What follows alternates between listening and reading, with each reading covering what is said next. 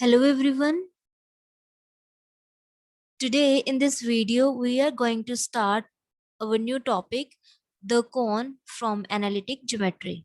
Okay, so कौन define करने से पहले कौन होता है क्या हम कुछ डेफिनेशंस डिस्कस करेंगे, जैसे कि होमोजीनियस इक्वेशन क्या होता है। सबसे पहले हम डिस्कस करेंगे homogeneous equation.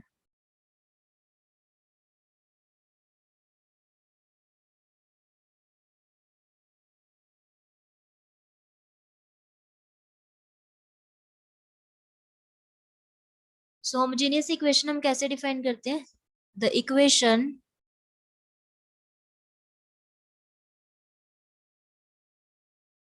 in xyz, the equation of this form is called homogeneous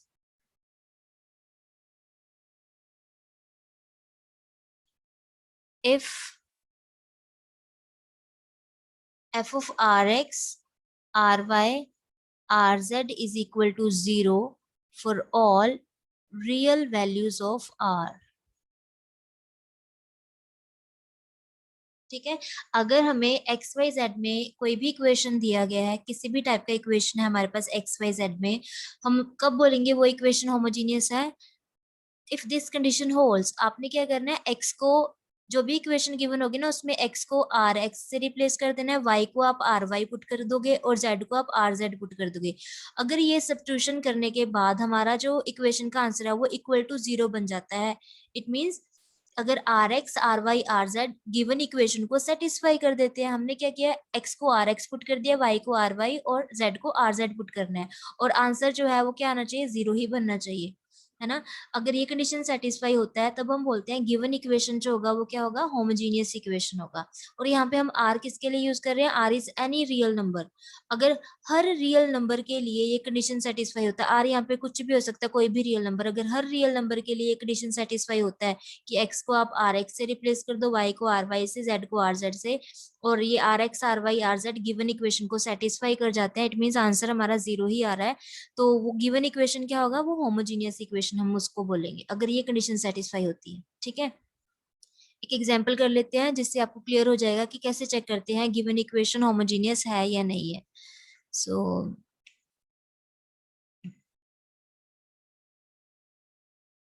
check whether the given equation is homogeneous or not। And equation हमें क्या दिया गया है, f of x y z is equal to ax square plus by square plus cz square plus 2fyz plus 2gzx plus 2hxy, ठीक है, is equal to 0।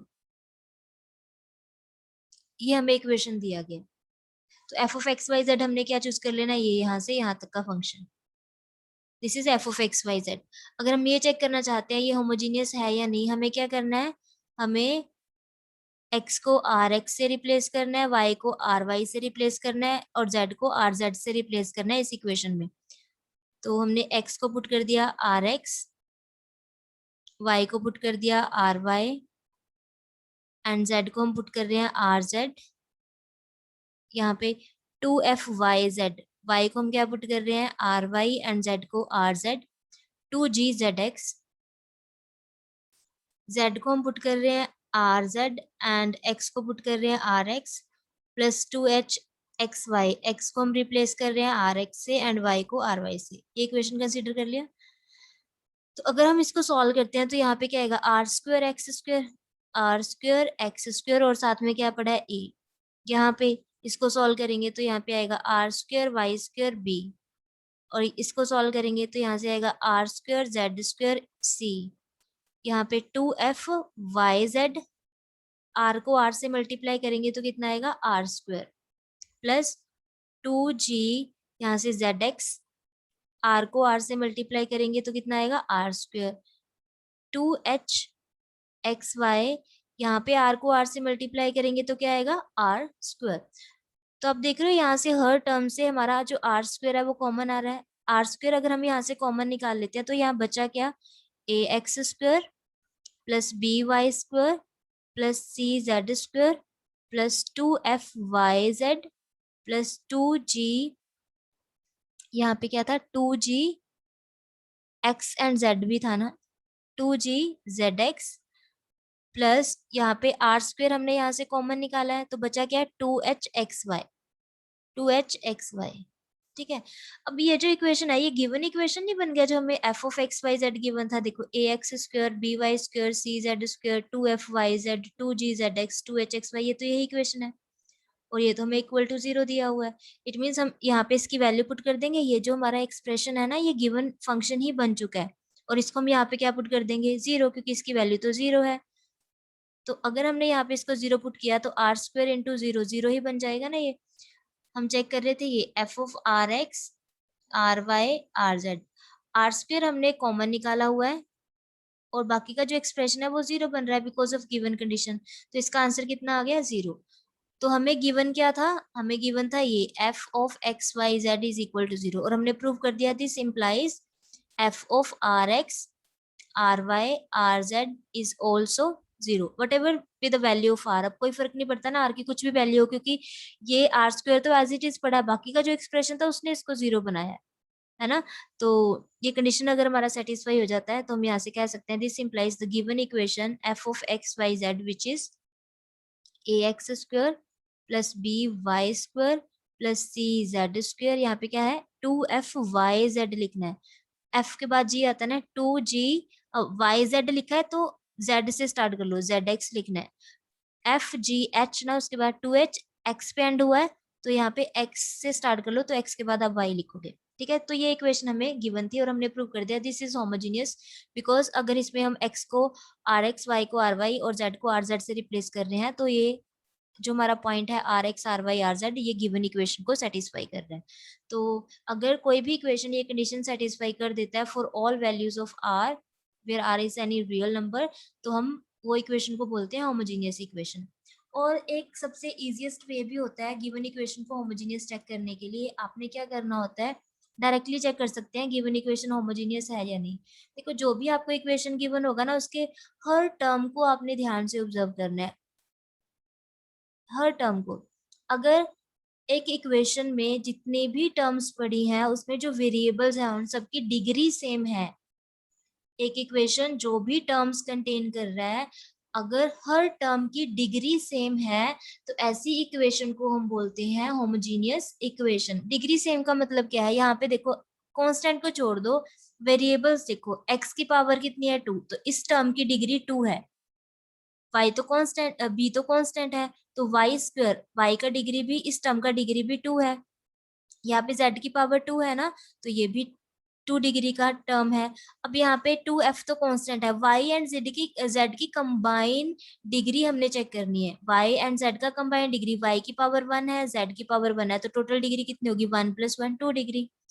यहाँ पे zx है, z की पावर 1 है, x की पावर 1 है, दोनों की पावर्स को ऐड कर दो तो 2 आएगा तो ये भी 2 डिग्री का टर्म है, ये भी 2 डिग्री का टर्म है, x की पावर 1 है, y की पावर 1, तो कंबाइन डिग्री चेक करनी है। अगर एक इक्वेशन में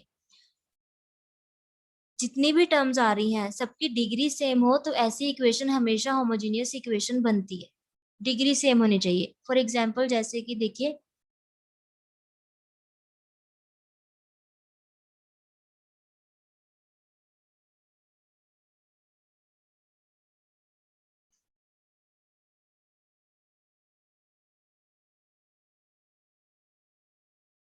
सपोज हम यहाँ पे एक फंक्शन ले लेते हैं, एक इक्वेशन ले लेते हैं f(x,y,z) is equal to x² plus y² plus z² is equal to 0। तो ये भी होमोजीनियस इक्वेशन है बिकॉज यहाँ पे हर टर्म की डिग्री कितनी है 2 है। सपोज एक इक्वेशन ले लिया हमने x² plus y² plus z² plus 2xy plus 4yz plus 3zx is equal to 0। तो ये इक्वेशन भी हमारे पास होमोजीनियस इक्वेशन ही बनेगी क्योंकि इसमें हर टर्म की डिग्री सेम है। यहाँ पे 2 डिग्री 2 डिग्री है, यहाँ पे डिग्री कितनी है 2 है, यहाँ पे डिग्री कितनी है 2 है और यहाँ पे भी डिग्री कितनी है 2। अगर हर टर्म की डिग्री सेम हो तो वो क्या बनता है हमारे पास होमोजीनियस इक्वेशन। आप बाय डेफिनेशन भी चेक कर सकते हो ये क्वेश्चंस को, एक्स को आर एक्स, वाई को आर वाई एंड जेड को आर जेड से रिप्लेस करके देखो, तो जो R X R Y R Z है वो ये इक्वेशन को सेटिस्फाई करेगा। तो इस टाइप की इक्वेशंस को आप बोलते हो होमोजीनियस इक्वेशंस। ठीक है, this is a homogeneous equation of degree 2, क्योंकि सबकी डिग्री 2 है। अगर 3 पावर हो सभी टर्म्स की, 3 पावर आ रही हो, 3 डिग्री बन रही हो, तो वो होमोजीनियस इक्वेशन ऑफ डिग्री 3 होगा। आई होप आपको ये डेफिनेशन अब अच्छे से क्लियर होगा। नाउ वी विल डिफाइन कोन। कोन क्या होता है? अ कोन इज अ सरफेस। कोन क्या होता है? अ कोन इज अ सरफेस, एक 3 डायमेंशनल फिगर होता है ये। A cone is a surface generated by a straight line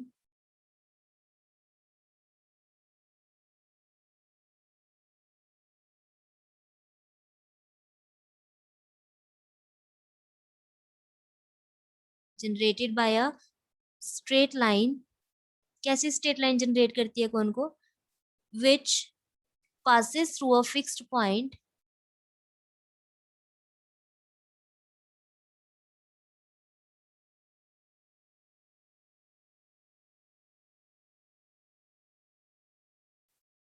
and satisfies one more condition।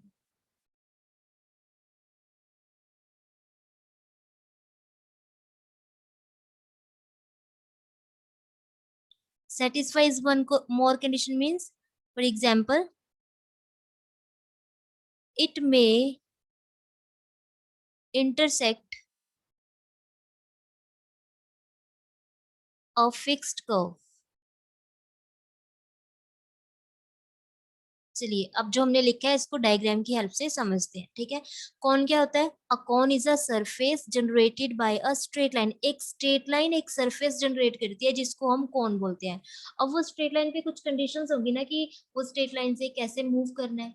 अगर वो स्ट्रेट लाइन जनरेट कर रही है कौन को, तो कुछ ज्योमेट्रिकल कंडीशंस के अंडर वो मूव कर रही होगी। ठीक है, तो कैसा स्ट्रेट लाइन होता है?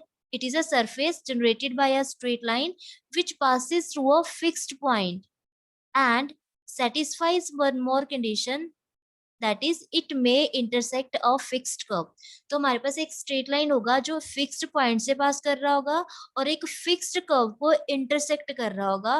तो ऐसी स्ट्रेट लाइन एक सरफेस जनरेट करती है जिसको हम क्या बोलते हैं? कौन बोलते हैं। फॉर एग्जाम्पल ये देखिए, सपोज दिस इज और फिक्स्ड पॉइंट, यहाँ पे क्या है? फिक्स्ड पॉइंट है। तो हमें एक स्ट्रेट लाइन चाहिए जो ये फिक्स्ड पॉइंट से पास कर रहा होगा और गिवन कर्व को क्या कर रहा होगा? इंटरसेक्ट कर रहा होगा। एंड सपोज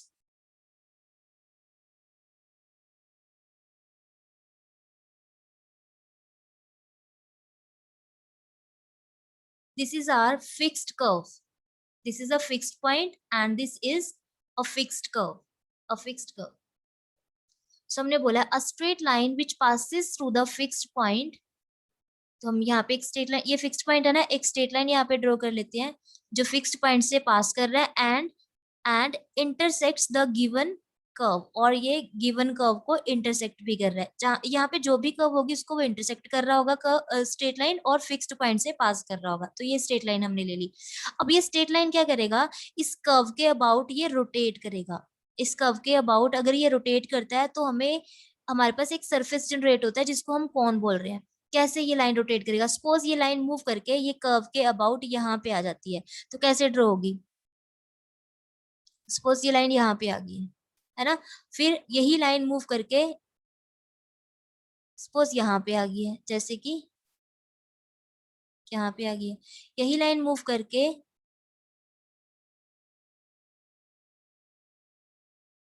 यहाँ पे आ जाती है,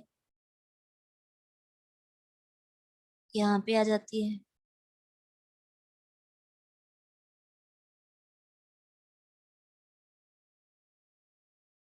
और यही स्ट्रेट लाइन है मूव करके यहाँ पे भी जाएगी इधर।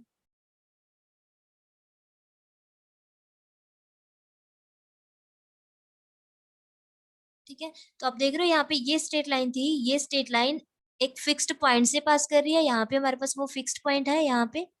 ठीक है, फिक्स्ड पॉइंट से पास कर रही है और एक कर्व को इंटरसेक्ट कर रही है, यानी एक कर्व के अबाउट वो रोटेट कर रही है। तो हमारे पास इस टाइप का एक सरफेस जनरेट होता है जिसको हम क्या बोलते हैं, कोन, जिसको हम क्या बोलते हैं, कोन। तो ये लिखा ना, कोन is a surface generated by a straight line.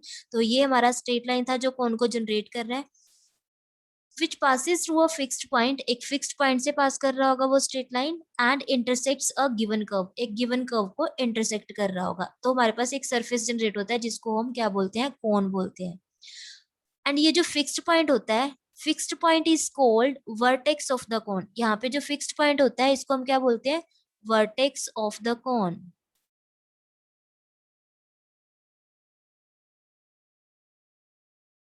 And this moving straight line जो कोन को जनरेट कर रही है, यही लाइन है ना जो इस कर्व के अबाउट रोटेट कर रही है, this moving straight line is called generator off the कोन। इसको क्या बोलते हैं, जनरेटर ऑफ द कोन, क्योंकि ये कोन को जनरेट कर रही है।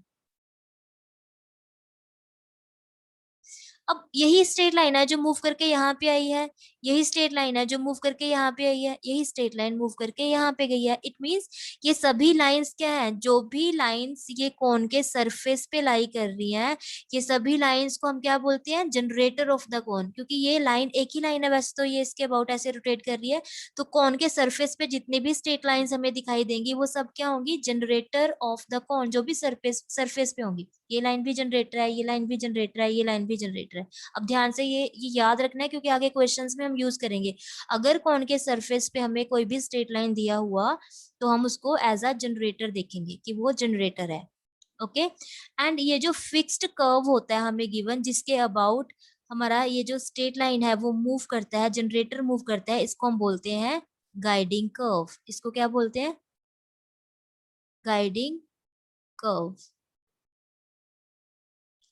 या फिर हम बोलते हैं बेस कर्व, बेस कर्व।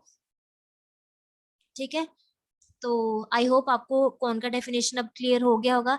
यहाँ पे जो गाइडिंग कर्व है ये मैंने सर्कल लिया, अब यहाँ पे एलिप्स भी हो सकता है, ये गाइडिंग कर्व एलिप्स भी हो सकता है, और ऐसे हो सकता है कि यहाँ पे ये इस टाइप में हो, एलिप्स की शेप में हमारे पास गाइडिंग कर्व हो, और ये हमारा फिक्स्ड पॉइंट हो, और ये स्ट्रेट लाइन हो हमारा जो जनरेटर है, जो इस कर्व के अबाउट ऐसे रोटेट कर रहा है। यहाँ पे एलिप्स भी हो सकता है। ठीक है,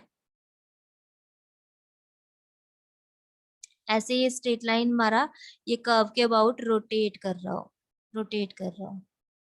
ठीक है, तो इस टाइप के सरफेस को हम क्या बोलते हैं, कोन। क्या बोलते हैं, कोन।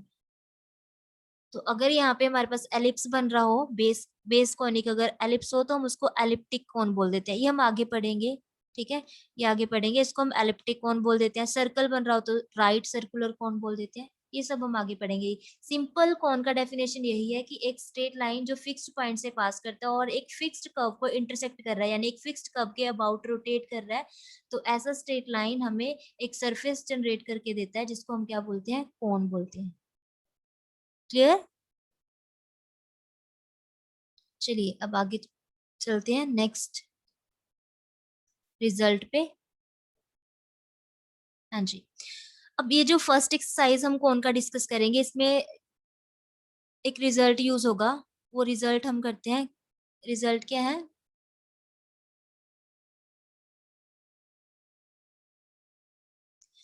द इक्वेशन ऑफ द कोन। ये आगे सभी एक्सरसाइजेस में यूज होगा ये रिजल्ट, तो ध्यान से देखना है हमने। The equation of the cone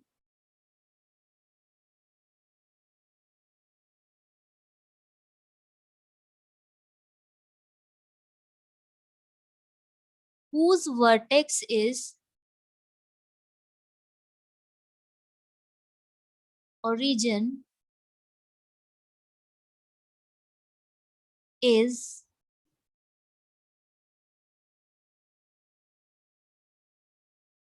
homogeneous in x y z। First result हमारे पास ये है। ये रिजल्ट क्या कहता है, the equation of the cone whose vertex is origin. Vertex क्या होता है, फिक्स्ड पॉइंट। अगर हमें ऐसा कोन दिया गया है जिसका वर्टेक्स हमें बोला गया है ओरिजिन है, ओरिजिन मीन 0 0 0। अगर किसी भी कोन का वर्टेक्स ओरिजिन होगा ना, then the equation of the cone is homogeneous in X Y Z, तो वो कॉन का इक्वेशन हमेशा होमोजीनियस इक्वेशन होगा। होमोजीनियस इक्वेशन मीन्स मैंने आपको बताया था कि जो कॉन की इक्वेशन आ रही होगी ना, उसमें सभी टर्म्स की डिग्री सेम होगी। मैंने ऐसे ही बताया होमोजीनियस इक्वेशन अभी आपको कि सभी टर्म्स की डिग्री सेम होगी। तो ये रिजल्ट अच्छे से याद रखना है। अगर आपके पास कोई भी ऐसा कौन गिवन है जिसका वर्टेक्स ओरिजिन है, वर्टेक्स कहाँ पे बन रहा है, ये वर्टेक्स जो पॉइंट है ना, अगर ये फिक्स्ड पॉइंट आपको 0 0 0 दिया हुआ है कि वर्टेक्स ओरिजिन है, तो ऐसे कौन का जो इक्वेशन होगा वो एक होमोजीनियस इक्वेशन होगा। यानी जो भी उस कौन का इक्वेशन बन रहा होगा उसमें सभी टर्म्स की डिग्री सेम होगी। Clear? Now next result is any homogeneous equation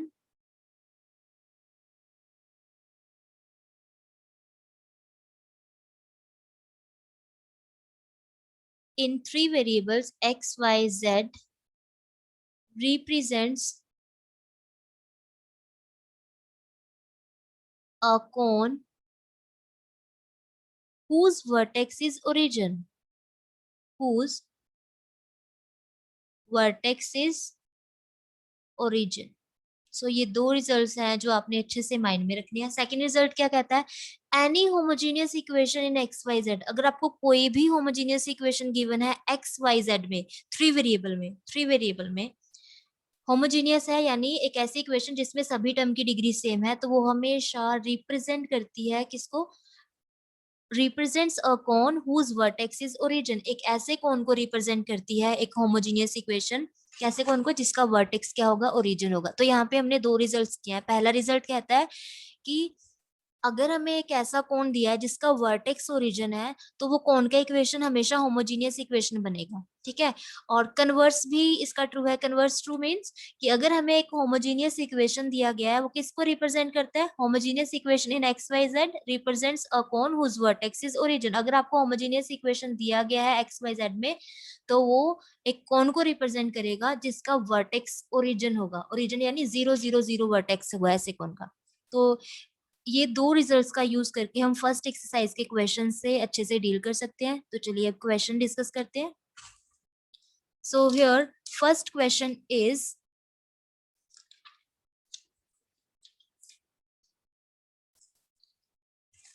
find the equation of the cone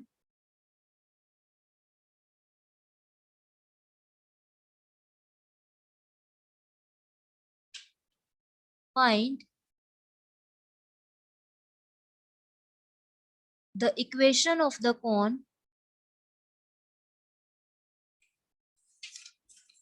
whose vertex is origin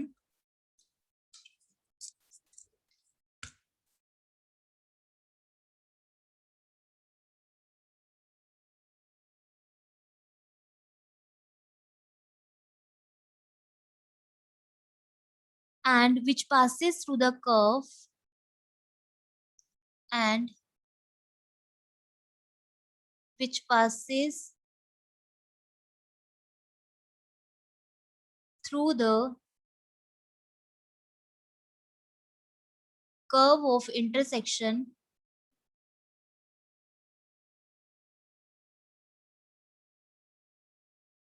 of the plane Lx plus my plus nz is equal to 1 and the surface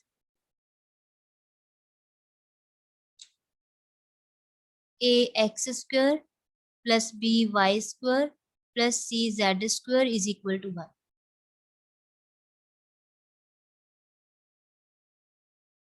तो देखिए इस question में हमने क्या करना है,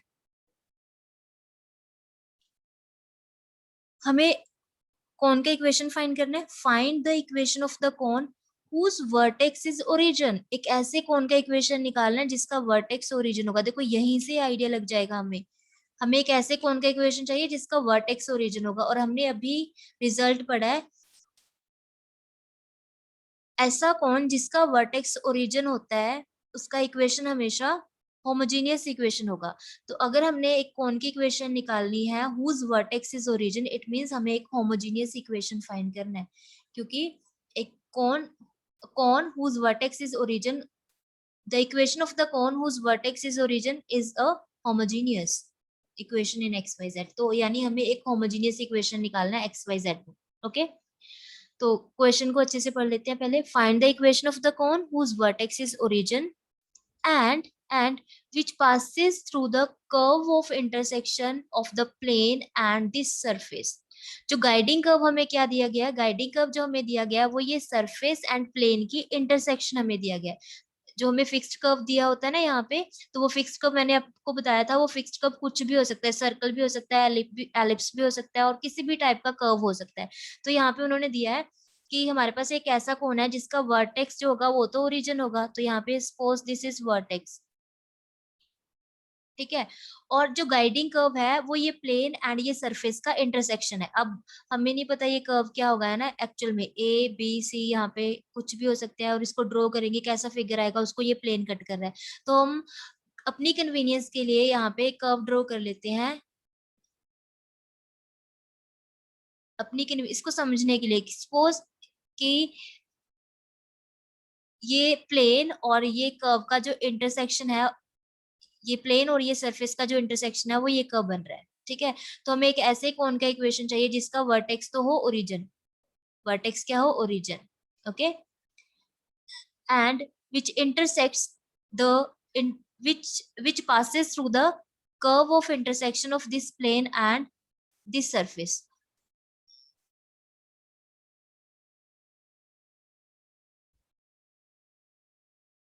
यानी guiding curve हमें क्या दिया गया है, इन दोनों की इंटरसेक्शन, और वो हमने ये चूज कर लिया। तो इस टाइप से हमारे पास ये कोन बन रहा होगा, और ये कोन का इक्वेशन हमें चाहिए। तो कभी भी आपको कोन का वर्टेक्स 0 दिया गया हो, वर्टेक्स अगर ओरिजिन दिया गया हो, तो आपने अगर कोन का इक्वेशन निकालना है तो आप कैसे फाइंड करोगे, आपने होमोजीनियस इक्वेशन निकालना है, ये चीज अपने माइंड में रखनी है। तो आप क्या लिखोगे यहाँ पे, कैसे सॉल्व करना है, देखो question, equation of given plane is, equation of given plane is Lx plus My plus Nz is equal to 1. Suppose this is equation number 1. And equation of given surface is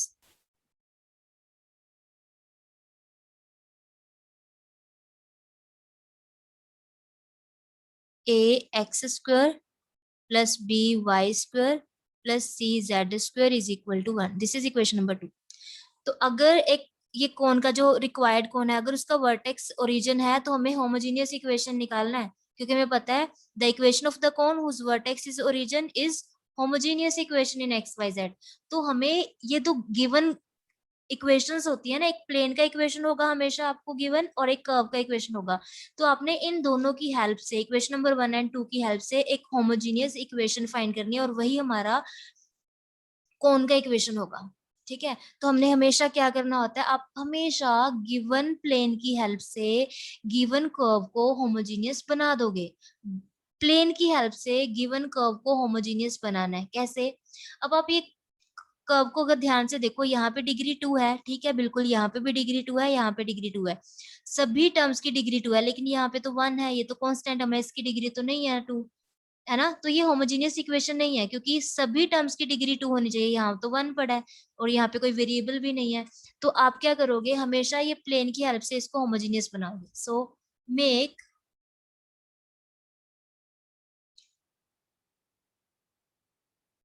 homogeneous to equation number 2 by means of equation number 1। Equation number 1 का use करके equation number 2 को homogeneous बनाना है, कैसे। Equation number 2 can be written as A X square B Y square plus C Z square is equal to, यहाँ पे हम लिख सकते हैं 1 स्क्वायर, 1 दिया हुआ है, 1 को 1 स्क्वायर लिख सकते हैं। और जो प्लेन की इक्वेशन हमें गिवन है वो ये है L X plus M Y plus N Z is equal to 1। तो आपने क्या करना है, हमेशा यहाँ से प्लेन की इक्वेशन से 1 की वैल्यू निकाल लेनी है।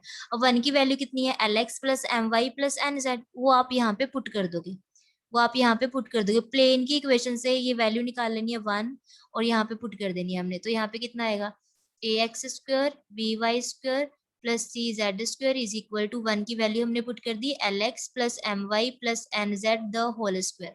अब इसको ओपन कर दे, A X square plus B Y square plus C Z square is equal to, यहाँ पे कितना आएगा, L square X square, formula A plus B plus C the whole square. m square y square plus n square z square plus 2lmxy plus 2mnyz plus 2ln sorry a square b square plus c square plus 2ab 2bc 2ca yes 2lnxz। ठीक है, ये आ जाएगा formula. तो आप देख रहे हो ये एक होमोजेनियस इक्वेशन बन चुका है। देखो यहाँ से और यहाँ से हम एक्स स्क्वायर कॉमन निकाल सकते हैं, तो यहाँ पे कितना आएगा ए स्क्वायर माइनस एल स्क्वायर, यहाँ पे आ जाएगा एक्स स्क्वायर। यहाँ से एंड यहाँ से हम वाई स्क्वायर कॉमन निकाल पा रहे हैं, तो यहाँ पे कितना आएगा बी माइनस एम स्क्वायर और यहाँ पे कितना आएगा वाई स्क्वायर। यहाँ से और यहाँ से हम जेड स्क्वायर कॉमन निकाल पा रहे हैं, तो यहाँ पे आएगा C minus N square Z square. बाकी की सभी टर्म्स को हम लेफ्ट हैंड साइड पे अगर शिफ्ट कर देते हैं, तो यहाँ पे क्या आएगा 2lmxy minus 2mnyz minus 2lnxz is equal to 0। तो आप देख रहे हो इस इक्वेशन में सभी टर्म्स की डिग्री 2 बन चुका है। देखो यहाँ पे 2 डिग्री है, इसका भी 2 डिग्री है, ये टर्म का भी डिग्री 2 है, यहाँ पे एक्स वाई आ रहा है, इनकी पावर्स को अगर हम कंबाइन कर दे तो 2 डिग्री है। वाई जेड 2 वेरिएबल पड़े हैं तो 2 डिग्री है, x की पावर 1 है, z की पावर भी यहाँ पे 1 है, कंबाइन करोगे 2 डिग्री है। So in this equation the degree of each term is 2, यानी सेम डिग्री है, सेम डिग्री है। So this is homogeneous equation. ये होमोजेनियस इक्वेशन बन चुका है। तो हमें पता है every homogeneous equation represents a cone whose vertex is origin. ठीक है, क्योंकि ये कोन की इक्वेशन हमने given plane and given surface की हेल्प से निकाला है, तो ये एक ऐसा कोन होगा जो जिसका वर्टेक्स ओरिजिन होगा एंड जो गिवन कर्व को इंटरसेक्ट भी कर रहा होगा। Okay, so this is equation of required कोन।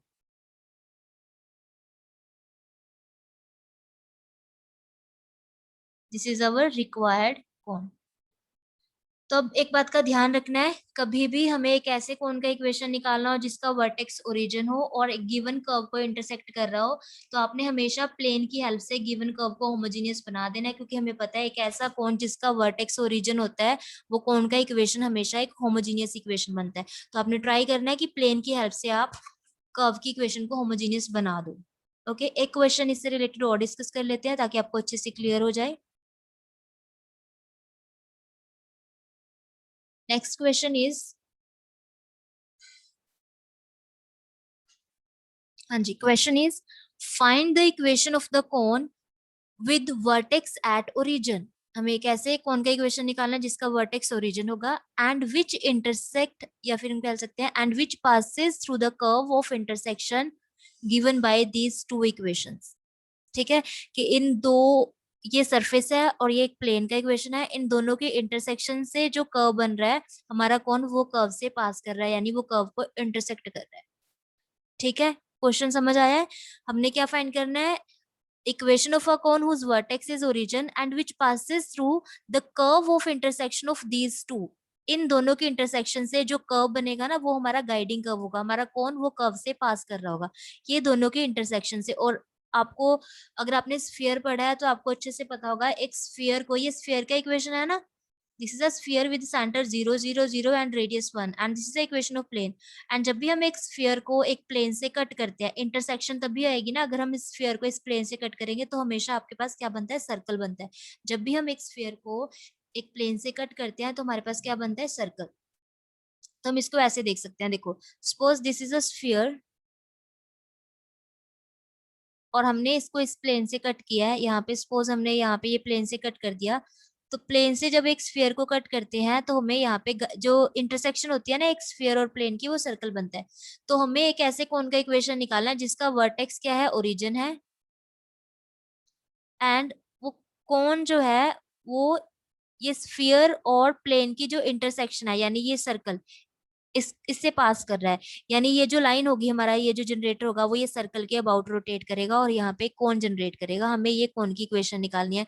बस जब भी वो आपको ये बोले कि वर्टेक्स जो है वो ओरिजिन है, तो हमें इतना ध्यान रखना है कि वो कोन का इक्वेशन होमोजीनियस इक्वेशन बनेगा, और आपने क्या करना है, गिवन प्लेन की हेल्प से गिवन कर्व को होमोजीनियस बना देना है। ठीक है, so in this question here equation of given plane is x minus y plus 3z is equal to 7, and equation of given surface is surface की equation क्या गिवन है हमें, ये X square plus Y square plus Z square is equal to 1। और आप देख रहे हो ये जो गिवन सरफेस है ये होमोजीनियस इक्वेशन नहीं है, यहाँ पे एक्स स्क्वायर 2 डिग्री, यहाँ पे भी 2 डिग्री, यहाँ पे भी 2 डिग्री, लेकिन यहाँ पे क्या है 1 है। ठीक है, कांस्टेंट हम यहाँ पे प्रॉब्लम क्रिएट कर रहा है, इसका डिग्री 2 नहीं है तो हमें इसका डिग्री 2 बनाना है। So to get the required answer, to get the required equation of cone, we will make equation number 2 homogeneous by means of equation number 1 या with the help of equation number 1। तो इसको homogeneous बनाना है हमने। तो equation number 2 basically हमें क्या दिया हुआ है, x square plus Y square plus Z square is equal to 1 है, तो हम 1 को 1 स्क्वायर लिख सकते हैं।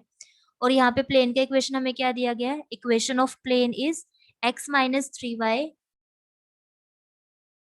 x minus y plus 3z is equal to 7। तो यहाँ पे तुम्हें 1 की वैल्यू पुट करनी है, तो आपने ये प्लेन से 1 की वैल्यू निकालनी है। कैसे निकालोगे, इस इक्वेशन को जो भी कांस्टेंट टर्म होगा ना उसको 1 बना दो। 1 बनाने के लिए हमें इस इक्वेशन को 7 से डिवाइड करना पड़ेगा। तो पहले आप प्लेन की इक्वेशन को यहाँ पे 7 से डिवाइड कर दो ताकि आपके पास 1 की वैल्यू आ जाए। और ये 1 की जो वैल्यू है उठा के वो यहाँ पे पुट कर दो, क्योंकि प्लेन की हेल्प से हमने गिवन इक्वेशन को होमोजीनियस बनाना है। तो यहाँ पे कितना आएगा, x square plus Y square plus Z square is equal to, यहाँ पे हम वैल्यू पुट कर देते हैं x minus y plus 3z upon 7 the whole square. अब 7 का स्क्वायर करोगे तो 49 आएगा, 49 को हम यहाँ पे क्रॉस मल्टीप्लाई कर देंगे तो यहाँ पे आ जाएगा 49। और यहाँ पे इसका फॉर्मूला ओपन कर देते हैं, A plus B plus C the whole square कितना होता है, A square plus B square plus C square plus 2ab plus 2bc plus 2ca। तो यहाँ पे 6xz आएगा। ठीक है, ये बन जाएगा इक्वेशन। अब ये सभी टर्म्स को हम कंबाइन करते हैं, यहाँ पे 49 एक्स स्क्वायर, यहाँ से आएगा इधर minus x square, 49 minus 1 is 48 x square. यहाँ पे 49 वाई स्क्वायर, यहाँ से इधर आएगा minus y square which is 48 y square. यहाँ पे है 49 जेड स्क्वायर, और इसको इधर शिफ्ट करोगे -9 जेड स्क्वायर, तो यहाँ पे आएगा 40 जेड स्क्वायर। और बाकी की सभी टर्म्स को हम लेफ्ट हैंड साइड पे शिफ्ट कर देते हैं, यहाँ plus 2xy plus 6yz minus of 6xz is equal to 0 which is homogeneous equation of degree 2। सबका डिग्री 2 है, देखो इस इक्वेशन में सभी टर्म्स का डिग्री 2 है। It means this is a homogeneous equation and this represents a cone whose vertex is origin and which intersects the given curve. Okay, so this is our required answer. This is our required answer. और किस type का question बन सकता है यहाँ पे, बस आपको होमोजीनियस बनाना होगा गिवन इक्वेशन को। देखो अब ऐसे भी हो सकता है, यहाँ पे मैं आपको क्वेश्चन ही सॉल्व करते हैं, अब जस्ट जल्दी से बता देती हूँ। सपोज आपको कर्व का इक्वेशन, सरफेस का इक्वेशन ऐसा दे दिया गया है और प्लेन का इक्वेशन दे दिया गया है ax plus B y plus C z is equal to b. ठीक है, हमें एक ऐसे कोन का इक्वेशन निकालना है जिसका वर्टेक्स ओरिजिन है और जो जिसका गाइडिंग कर्व क्या है, गाइडिंग कर्व जो कर्व ऑफ इंटरसेक्शन होती है वो इन दोनों का इंटरसेक्शन से बन रही है। ये एक प्लेन है और ये एक हमारे पास सरफेस है। जैसे ये प्लेन इस सरफेस को कट कर रहा होगा, इन दोनों की इंटरसेक्शन कोई तो कर्व बन रही होगी ना। तो हमने एक ऐसे कोन की इक्वेशन सपोज निकालनी है जिसका वर्टेक्स ओरिजिन है और इन दोनों की इंटरसेक्शन से जो कर्व आ रहा है वो गाइडिंग कर्व है। तो फिर से आप ये देखोगे क्योंकि वर्टेक्स ओरिजिन दिया गया है तो हमें तो होमोजीनियस इक्वेशन निकालना है, लेकिन ये इक्वेशन होमोजीनियस नहीं है क्योंकि यहाँ पे 2 डिग्री है टर्म का, यहाँ पे भी 2 डिग्री है, यहाँ पे भी 2 डिग्री है, लेकिन यहाँ पे x की पावर 1 है, एक ही वेरिएबल है, तो यहाँ तो 2 डिग्री है नहीं। तो 1 डिग्री तो ये कंप्लीट कर रहा है, 1 डिग्री हमें कंप्लीट करनी है, तो आप इंटू 1 लिख सकते हो इसको। 2f y यहाँ पे है, इंटू 1 लिख सकते हैं क्योंकि 1 डिग्री तो ये कंप्लीट कर देगा, 1 डिग्री 1 की हेल्प से कंप्लीट हो जाएगी। ऐसे ही यहाँ पे हमारे पास कांस्टेंट टर्म है c। अब यहाँ पे तो 2 वेरिएबल चाहिए ना, तो 2 वेरिएबल कैसे आएंगे, हम यहाँ पे लिख देंगे 1 स्क्वायर। अब ध्यान रखना है, अच्छे से देख लो कैसे करना है क्वेश्चन। यहाँ पे x 1 डिग्री तो x कंप्लीट कर रहा है, इंटू 1 लिख देंगे। यहाँ पे y है, इंटू 1 लिख देंगे। c यहाँ तो एक भी वेरिएबल नहीं है तो हमें 2 ही वेरिएबल चाहिए, तो आप इसको 1 स्क्वायर लिख दोगे।